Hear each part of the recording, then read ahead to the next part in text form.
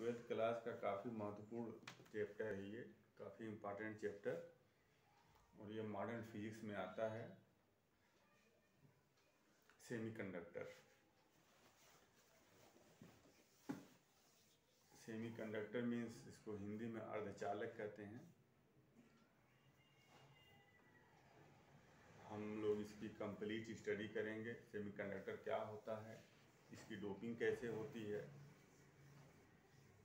अर्धचालक या सेमीकंडक्टर अगर प्योर अवस्था में है तो क्यों कोई इलेक्ट्रॉनिक युक्ति इससे नहीं बनाई जा सकती। बंद कर दो। इलेक्ट्रॉनिक युक्ति क्यों इससे कोई इलेक्ट्रॉनिक युक्ति नहीं बनाई जा सकती है प्योर सेमीकंडक्टर से। शुद्ध अवस्था में अगर अर्धचालक है, और सेमीकंडक्टर का उपयोग हम शुद्ध अवस्था में नहीं बल्कि अशुद्ध अवस्था में करते हैं। सेमीकंडक्टर की विद्युत चालकता बहुत कम होती है, तो इसको अशुद्ध करके बाहर से अशुद्धि मिला करके हम इसकी विद्युत चालकता को बढ़ाते हैं, और इसकी विद्युत चालकता को बढ़ा करके इलेक्ट्रॉनिक युक्तियों के निर्माण में इसका उपयोग किया जाता है। और ये साइंस जो डेवलप करी है इतनी, इसमें सबसे बड़ा योगदान अर्धचालक या सेमीकंडक्टर का है। अर्धचालक क्या होते हैं, तो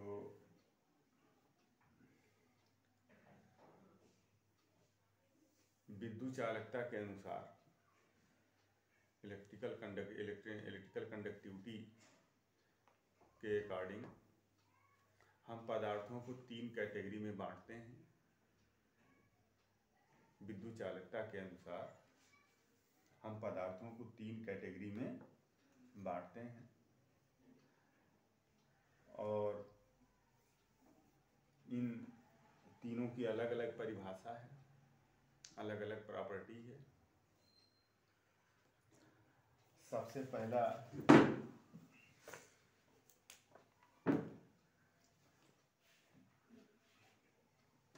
पदार्थ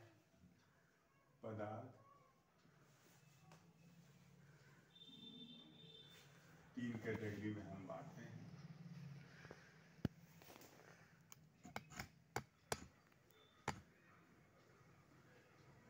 नंबर 1 सुचालक,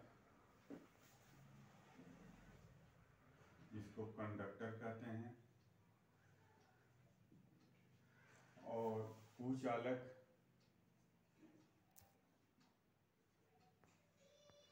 इसको बैड कंडक्टर कहते हैं,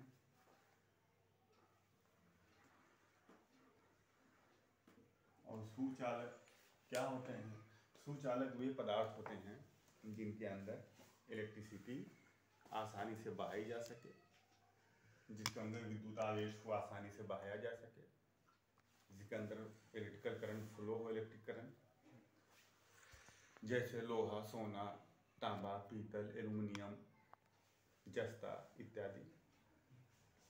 और कुचालक वे पदार्थ होते हैं जिनके अंदर विद्युत धारा प्रवाहित नहीं हो सकती है, जिनके अंदर आवेश चार्ज फ्लो नहीं हो सकता है, जैसे आपका रबर है, प्लास्टिक है, लकड़ी है, सूखी लकड़ी, पेपर इत्यादि।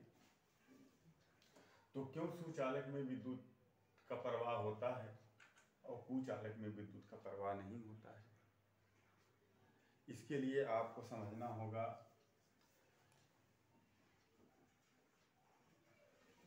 फ्री इलेक्ट्रॉन्स रिस्पांसिबल होते हैं सुचालक में पदार्थों में करंट को फ्लो कराने के लिए। जिसमें फ्री इलेक्ट्रॉन्स होते हैं उसमें करंट फ्लो करती है, जिसमें फ्री इलेक्ट्रॉन्स नहीं होते हैं उसमें करंट फ्लो नहीं करती है।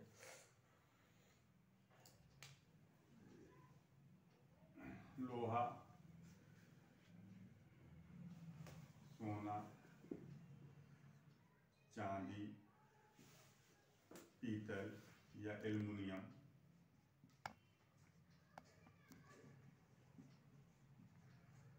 इत्यादि।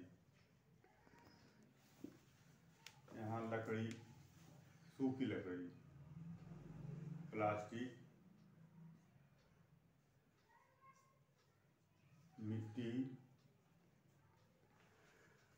रबर, पेपर इत्यादि।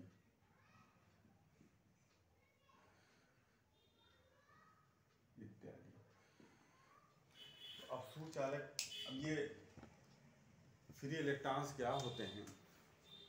जैसे आपको ये मालूम है, आप जानते हैं कि पदार्थ छोटे छोटे कणों से मिलकर के बना होता है। सबसे छोटे कण को हम एटम कहते हैं,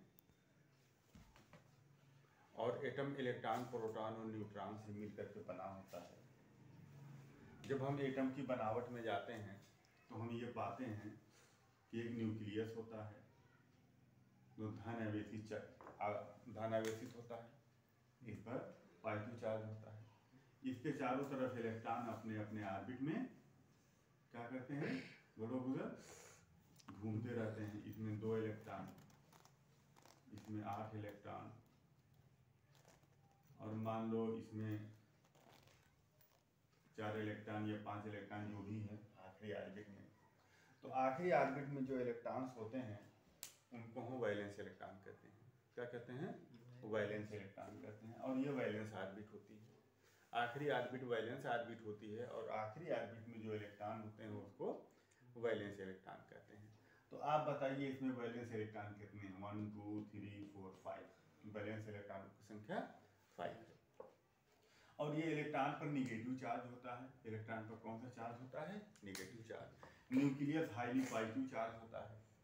अब ये इलेक्ट्रॉन जो चारों तरफ रिवॉल्व कर रहा है, तो इसको घूमने के लिए सेंट्रीपिटल फोर्स की बल की आवश्यकता होती है। सेंट्रीपिटल फोर्स मीन अभिकेंद्रीय बल की आवश्यकता होती है। अगर कोई चीज रिवॉल्व कर रही है, घूम रही है, तो उसको अभिकेंद्रीय बल मीन सेंट्रीपिटल फोर्स अगर मिलेगा तभी वो रिवॉल्व करेगी। तो इलेक्ट्रॉन को कहाँ से सेंट्रीपिटल फोर्स मिलता है?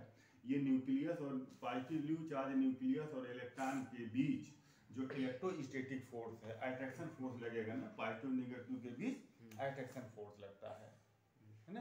कौन सा बल लगता है? अट्रैक्शन फोर्स लगता है, ठीक ना, आकर्षण बल लगता है। तो अब जब ये इसके ऊपर आकर्षण बल लगा रहा, अट्रैक्शन फोर्स लगा रहा, तो यही अट्रैक्शन फोर्स इलेक्ट्रॉन को सेंट्रीपिटल फोर्स प्रोवाइड कर देता है, अभिकेंद्रीय बल प्रोवाइड कर देता है, जिससे इलेक्ट्रॉन इसके चारों तरफ घूमता है। अब जैसे जैसे ऑर्बिट बढ़ती जाती है वैसे वैसे इलेक्ट्रॉन न्यूक्लियस से दूर होता जाता है। ऐसा होता है कि सबसे आखिरी ऑर्बिट के जो इलेक्ट्रॉन हैं, सबसे आखिरी ऑर्बिट के इलेक्ट्रॉन न्यूक्लियस से इतना दूर हो जाते हैं कि उस पर न्यूक्लियस का कंट्रोल बहुत कम रह जाता है, और जो ये फोर्स है न्यूक्लियस और इलेक्ट्रॉन के बीच वो कम हो जाता है। ठीक, तो जब ये कम हो जाता है तो इलेक्ट्रॉन इसके आकर्षण बल से ये इन दोनों के बीच फोर्स ऑफ अट्रैक्शन लग रहा है ना, तो इसके अट्रैक्शन फोर्स से इलेक्ट्रॉन क्या होता है? बाहर निकल जाता है।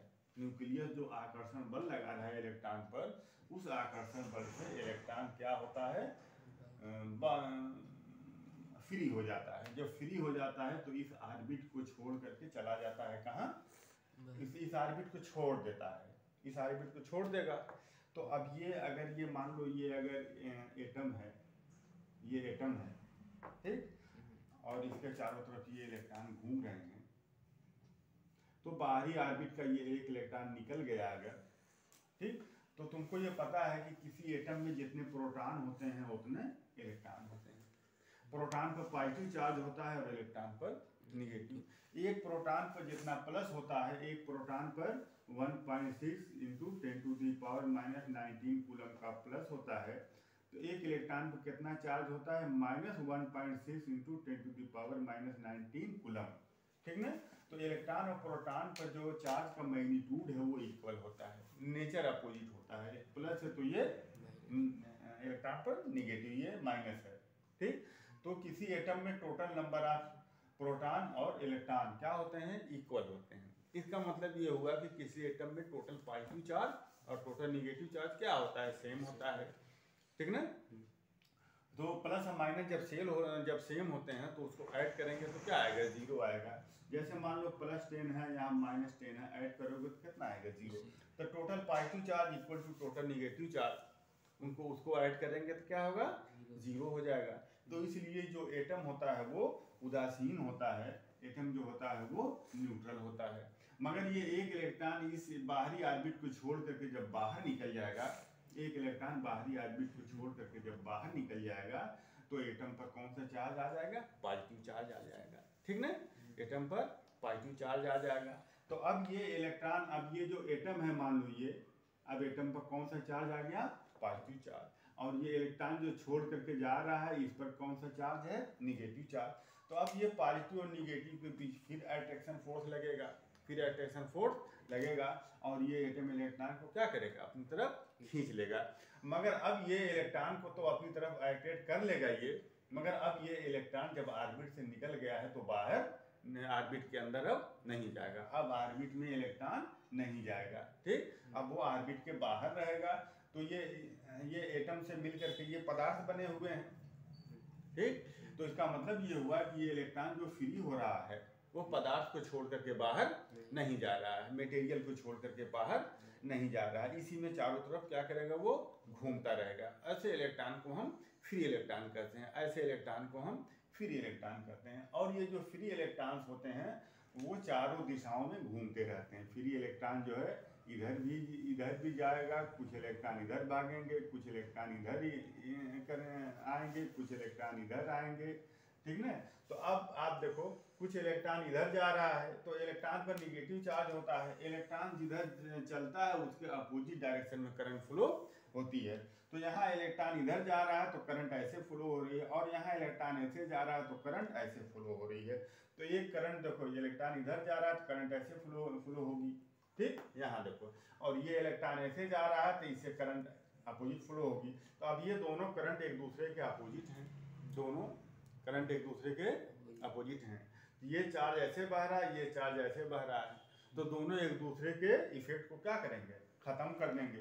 तो इसके इफेक्ट को ये खत्म कर देगा। यहाँ देखो ये इलेक्ट्रॉन ऐसे जा रहा है और यहाँ इलेक्ट्रॉन ऐसे चल रहा है, तो इसके इफेक्ट को ये क्या करेगा, खत्म कर देगा।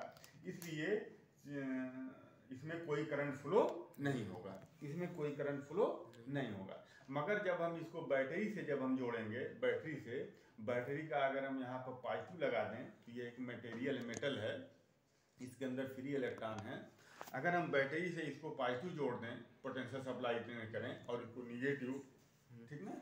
तो अब अगर हम इसको जोड़ दें, देखो अगर हम इसको पॉजिटिव सप्लाई कर दें और इसको निगेटिव, अगर हम इसको पॉजिटिव सप्लाई करें और इसको निगेटिव, तब क्या होगा। देखो इसको हमने जोड़ दिया बैटरी से,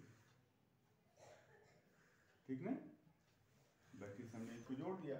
तो अब देखो ये जो पॉजिटिव है, देखो ये जो पॉजिटिव है, ये पॉजिटिव निगेटिवली चार्ज इलेक्ट्रॉन को क्या करेंगे, रिपेल करेंगे। पॉजिटिव निगेटिव को क्या करता है, रिपेल करता है, अपोजिट चार्ज रिपेल करता है। तो इलेक्ट्रॉन किधर आएंगे, इधर जाएंगे। और ये जो निगेटिव चार्ज है, ये जो पॉजिटिव चार्ज है, पॉजिटिव निगेटिव को रिपेल नहीं करेगा, अट्रैक्ट करेगा। अपोजिट चार्जेस के बीच क्या लगता है, अट्रैक्शन फोर्स लगता है, आकर्षण बल लगता है, ठीक ना। तो ये जो पॉजिटिव टर्मिनल है, ये पॉजिटिव टर्मिनल इलेक्ट्रॉनों को अपनी तरफ क्या करेगा, अट्रैक्ट करेगा। और ये देखो टर्मिनल निगेटिव है और इलेक्ट्रॉन भी निगेटिव है, तो निगेटिव को क्या करेगा, रिपेल करेगा, प्रतिकर्षण बल लगाएगा। तो ये इलेक्ट्रॉनों को धक्का देगा इधर और ये इलेक्ट्रॉनों को अपनी तरफ खींचेगा, ठीक। तो इस तरह से जो इलेक्ट्रॉन इधर जा रहा था अब इधर फोर्स लगेगा, जो इलेक्ट्रॉन इधर जा रहा था इस पर इधर फोर्स लगेगा, जो इलेक्ट्रॉन इधर जा रहा था अब इस पर इधर फोर्स लगेगा। तो सभी इलेक्ट्रॉनों पर अब एक दिशा में फोर्स लगने लगे। देखो तो सब इलेक्ट्रॉन ऐसे चलने लगेगा, सब इलेक्ट्रॉनों की दिशा क्या हो जाएगी, ऐसे हो जाएगी, इसका डायरेक्शन सब चेंज हो जाएगा, ऐसे हो जाए। जो इधर जा रहा था वो भी इधर हो गया, जो इधर चल रहा था वो भी। तो ये तो चारों दिशाओं में जो इलेक्ट्रॉन चल रहे थे, अब सब इलेक्ट्रॉन एक दिशा में देखो चलने लगे। यहाँ से इलेक्ट्रॉन चल करके देखो यहाँ π2 की तरफ आ रहे हैं। तो इस तरह से जब करंट किसे कहते हैं, rate of flow of charge current होता है। जब चार्ज को एक डायरेक्शन में फ्लो करा दिया जाए तो करंट डेवलप हो जाएगा उसमें। तो अब इसके अंदर करंट फ्लो होने लगेगा, इसमें करंट फ्लो होने लगेगा। इलेक्ट्रॉन देखो ऐसे फ्लो हो रहा है, यहाँ से इलेक्ट्रॉन निकलेगा, निकल करके बैटरी के π2 टर्मिनल पर क्या हो जाएगा, सुसाइड कर लेगा, खत्म हो जाएगा, अपना चार्ज यहाँ पर खो देगा। और जब अपना चार्ज यहाँ पर खो देगा तो यहाँ इलेक्ट्रॉन की कमी हो जाएगी। तो उस कमी को पूरा करने के लिए बैटरी के निगेटिव टर्मिनल से इलेक्ट्रॉन चलेगा। इस तरह से इलेक्ट्रॉन इस तरह से घूमेगा। और इलेक्ट्रॉन के चलने की दिशा ये, इलेक्ट्रॉन के चलने की दिशा ये, करंट इलेक्ट्रॉन के चलने के अपोजिट डायरेक्शन में बहता है। तो करंट कैसे बहेगा, ऐसे करंट फ्लो होगा। इस तरह से करंट ऐसे फ्लो होगा clockwise, electron anti clockwise flow हो रहा है तो ये क्लॉकवाइज। तो यही जो फ्री इलेक्ट्रॉन्स होते हैं, जो मुक्त इलेक्ट्रॉन होते हैं, यही करंट को फ्लो कराने के लिए क्या होते हैं, रिस्पांसिबल होते हैं, जिम्मेदार होते हैं। बात समझ में? तो अब ये अगर फ्री इलेक्ट्रॉन के बारे में अगर आपने जान लिया तो अब आप आइए आपको बताते हैं कि सुचालक में चूंकि फ्री इलेक्ट्रॉन्स अधिक होते हैं, सुचालक में मुक्त इलेक्ट्रॉनों की संख्या अधिक होती है, तो इसलिए सुचालक एवं विद्युत के चालक होते हैं, विद्युत के चालक होते हैं। ये गुड कंडक्टर ऑफ इलेक्ट्रिसिटी। और कुचालक में फ्री इलेक्ट्रॉनों की संख्या या तो बिल्कुल नहीं होती है या तो नाम मात्र होती है, बहुत कम होती है।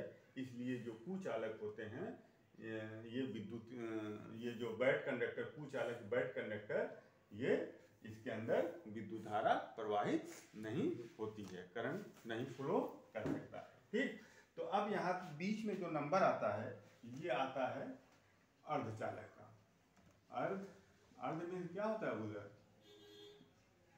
बोलो? अर्ध माने नहीं पता? अर्ध माने आधा, सेमी। अर्ध मीन सेमी माने मालूम है ना? Semi conductor, semi conductor.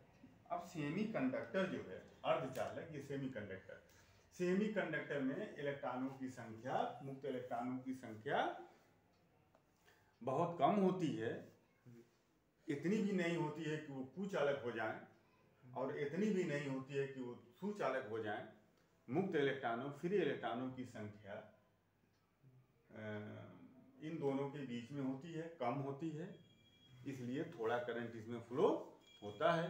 इसकी जो विद्युत चालकता होती है, इलेक्ट्रिकल कंडक्टिविटी जो होती है, वो कुचालक से ज़्यादा होती है और सुचालक से कम होती है। तो इसका जो एग्जाम्पल है, इसका जैसे जर्मेनियम है और सिलिकॉन, ये दो काफ़ी इम्पॉर्टेंट एग्जाम्पल हैं और इन्हीं दोनों के बारे में आपको पढ़ना है।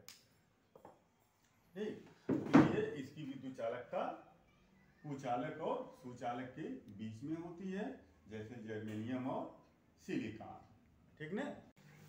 कि अर्धचालक अगर अपने प्योर अवस्था में है, 0 डिग्री सेल्सियस पर, सॉरी 0 डिग्री केल्विन पर, 0 डिग्री केल्विन पर जो सेमी कंडक्टर होता है, सेमी कंडक्टर होता है, सेमी कंडक्टर मीन अर्धचालक, ये बैड कंडक्टर की तरह से काम करता है।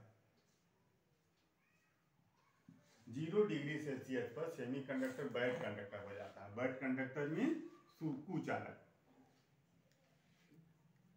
अगर ये मानो जर्मेनियम है, इसका टेम्परेचर तुम 0 डिग्री सेल्सियस केल्विन तक लेकर के आ जाओ, ठीक? तो 0 डिग्री केल्विन पर ये कुचालक का काम करेगा, ठीक?